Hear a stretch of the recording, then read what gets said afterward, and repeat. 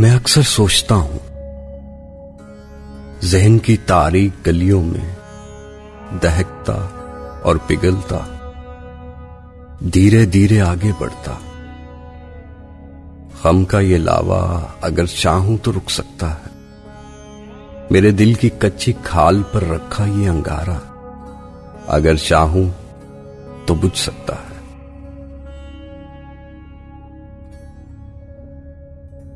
लेकिन फिर ख्याल आता है, मेरे सारे रिश्तों में पड़ी सारी दरारों से गुजर के आने वाली बर्फ से ठंडी हवा और मेरी हर पहचान पर सर्दी का ये मौसम कहीं ऐसा ना हो इस जिस्म को, इस रूह को ही मुंजमद कर दे।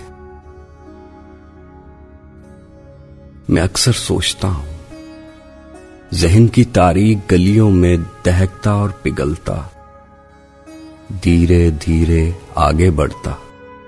गम का ये लावा असियत है मगर फिर भी गनीमत है।